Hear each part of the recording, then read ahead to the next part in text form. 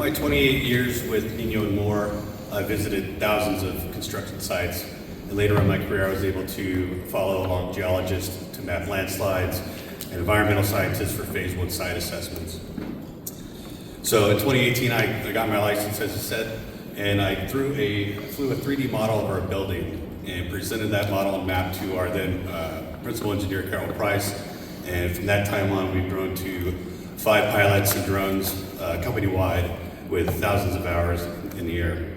Now, how many of you have had a drone on your job site previously? A good number of you. How many of you have never had a drone on your job site but you're interested in some of those capabilities? Good. Okay. Some of this may be a recap for some of you, but we're going to show you what those capabilities are. I'm joined today also by Mr. Anthony Litzy from our urban office as well. So, from top to bottom, what I'd like you to do is take your cameras out and get a picture of this. If you're going to be using a drone on your project sites, this is a blueprint for a successful drone mission, from planning the equipment, programming the mission, and producing the stockpile volumes and producing final tables for your client. Before we begin, I'd like to present to you an aerial case study that was done by Martin Remote Sensing, comparing the stockpile volume calculations done by a typical ground-based GPS survey to that of an aerial-based survey. What they found was a ground-based survey was conducted by 2 surveyors, which took 10 to 12 hours to complete, but the aerial survey was completed within 4 hours. The point density you can see on our aerial survey is far greater than that of the ground-based survey, and the resultant variation of stockpile volumes was 0.6%, or a very accurate result for our aerial-based survey. The additional benefits of an aerial survey are obviously the cost savings. You're able to fly a map of a greater area in a short amount of time. We produce more information, including high definition photography, videography, and 4K video, and we produce 2D and 3D models of the maps as well. And the safety, we're going to actually be removing workers from a dangerous project site, either from steep slopes or from active piles during construction projects. Now we can get into the fun stuff. This is our drone here. This is a Phantom 4 Pro version 2 drone. We have 3 or 4 of these now in the company-wide, which travel between office to office. It's about 3.5 pounds. It has a 20 megapixel camera that's capable of 4K photo in 60 frames per second. If you're looking for filmography, we can do that for you as well. Capable of 31 miles per hour, though we're never going to fly it that fast. It has 5 directional avoidance capability, so we're able to avoid any obstacle on the project site, and a safe return to home function. With one touch of the button, the drone's going to fly right back to us, to our home point.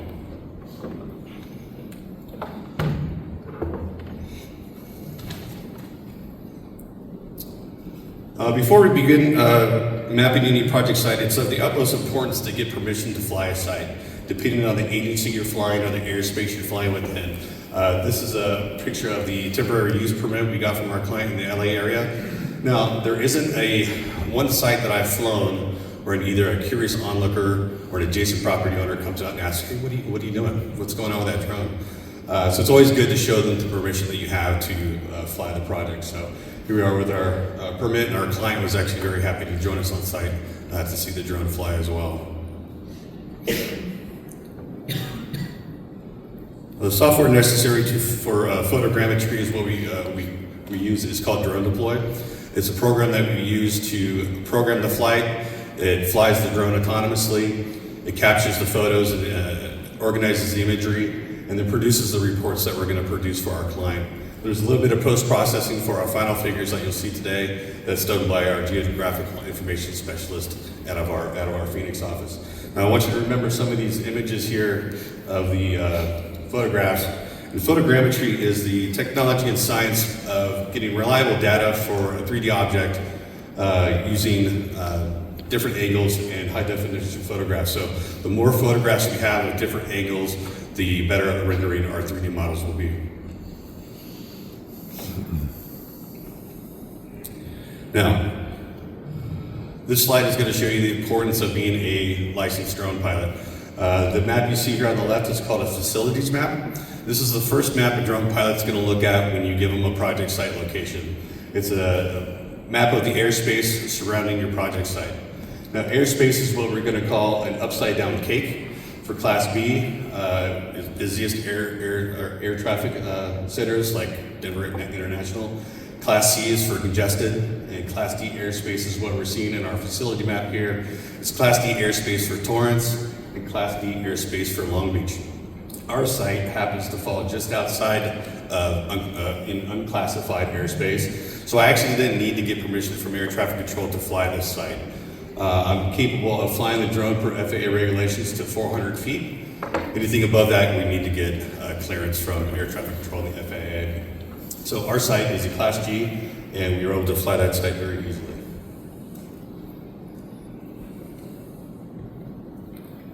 Programming the map in drone deploy is very simple, point and click action done at the office.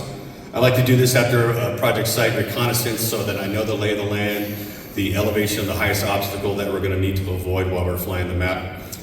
Even for an oddly shaped map or a site that we have, it's very easy to do.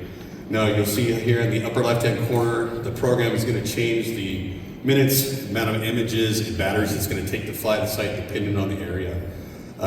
This is going to be important information to know how much equipment you're going to need to bring to the site to fly. So even when we do an enhanced 3D, you can see the time and duration needed to complete the flight is increased tremendously.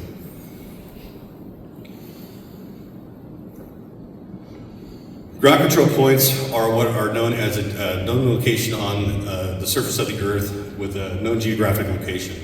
Ground control points aren't necessarily needed for every single map that we fly, but for when you're doing precision topography, they are an absolute must, and we're going to do a minimum of 5 GCPs for our map. These are GCPs that I actually handmade from 2x2 sheets at Home Depot.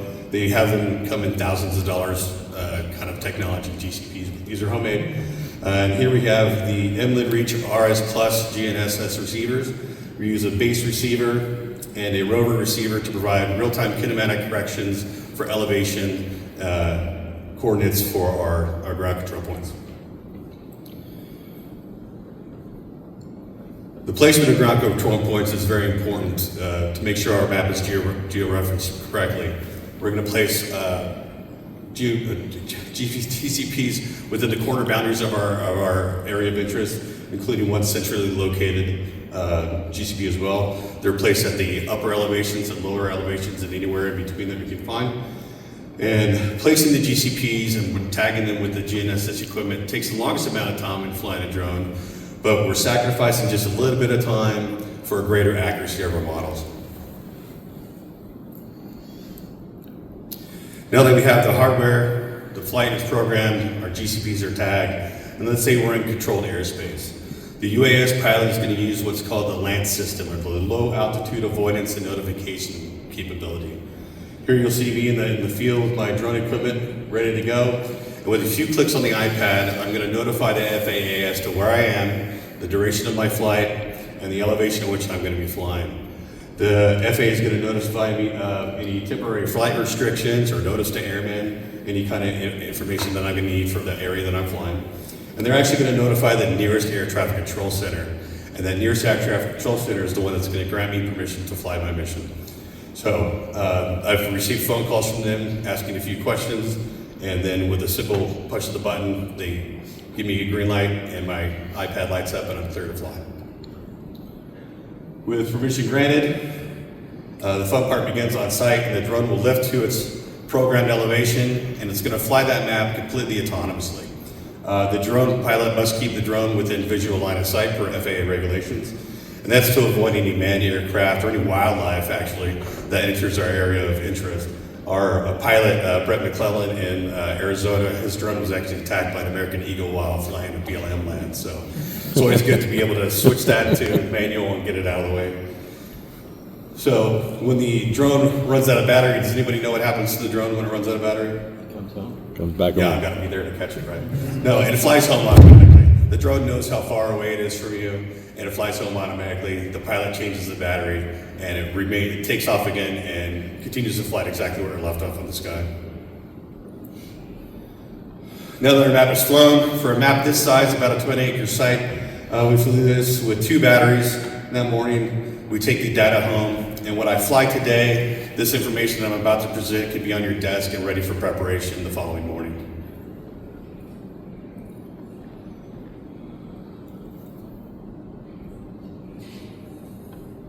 There we go. Once the map is processed and delivered to us at our work site, we simply trace an outline of the stockpile that we're looking to do. Now, doesn't this seem easier than driving 3.5 miles, 3.5 hours through traffic, stopping around a dangerous job site? The map can then be switched into 3 dimensions where you see a wire frame outline of the stockpile. And here we can categorize and color code our stockpiles as necessary. We know instantly the volume of the stockpile once the outline is complete, and we can view this in 3 dimensions for further investigation of the site. Even for highly congested areas of unknown stockpile types, we've categorized these with our team into concrete and asphalt, construction debris, gravel boulders and cobbles, and dredging material. Now, this site had been dumped on for years, and it was completely neglected. So we were able to categorize everything and provide those volumes to our client. Now, even this can be viewed in 3 dimensions as well, so we can fine-tune our volume estimates for each type of category of material that we have on site.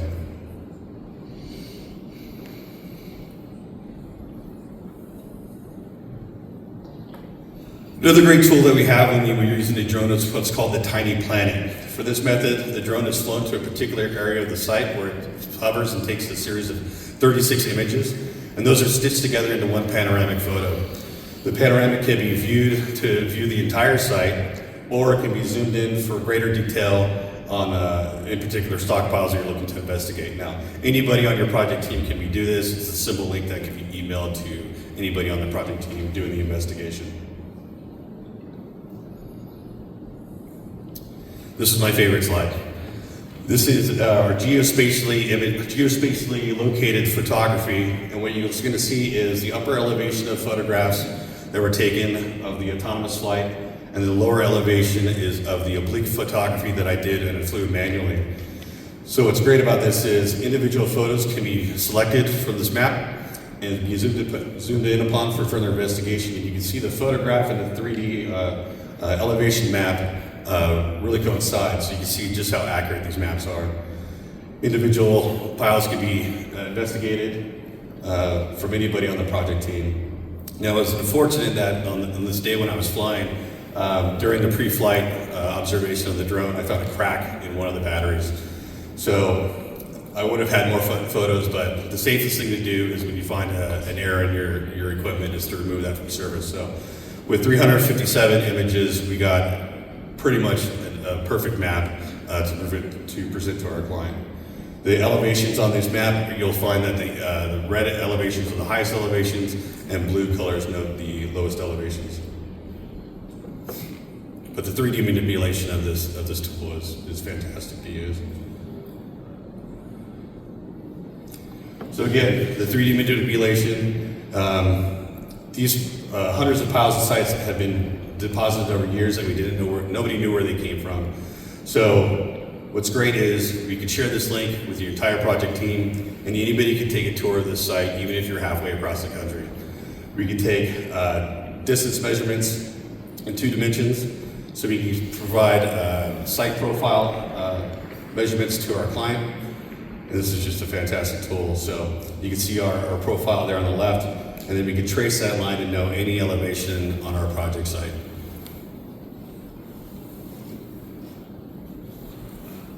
Now, this drone is great for photogrammetry, but if you're dealing with an overgrown site, you'll definitely want a larger base, like you saw the drone, the Patrice earlier, that can carry a larger payload, including LiDAR. Hopefully in our next seminar, we can be talking about LiDAR with that. But you can see now, even though the site profile can be projected in 3 dimensions and viewed by your project team. And then we can overlay the 3D elevation map on this as well. Again, the red's the higher elevation with blues being the lowest. Now that the information was gathered and compiled by our project team, we did this very quickly. We found a total of 98 areas with just over 2,700 cubic yards of material to be sampled across the site. And some areas were measured in groups, while others were measured individually. Additional information that can be provided by the drone is 2D topographical maps. These have base and contour lines provided by our project team, again with red being the highest and blue being the lowest elevations. Now in 28 years of reading plans and specifications and proposal documents, I never received anything this detail-oriented in my career. So the maps that we produce with the drone, with a bit of post-processing by our GIS specialist, are just really fantastic to present to a client. And this gets you to know the site a lot better, the site topography, where cuts and fills are going to exist for future land development. And this is the final product that we presented to our client, and this was our sample plan. Across the site, we located 550 individual stockpiles, and we collected 65 representative samples, which were tested for hydrocarbon, organics, Title 22 metals, chlorinated herbicides, pesticides, and PCBs, and that's all for reuse or proper disposal from the site. Again, with each location of our samples provided a GPS location. Here's our direct drill rig for in-situ sampling and our GNSS operator to locate those samples for our project team on site. It made sampling location very, very efficient. So from top to bottom, takeoff to landing, that is a well-planned and executed project site with the map, with the aerial drone, sorry. And we've got a few minutes for any questions if you have any.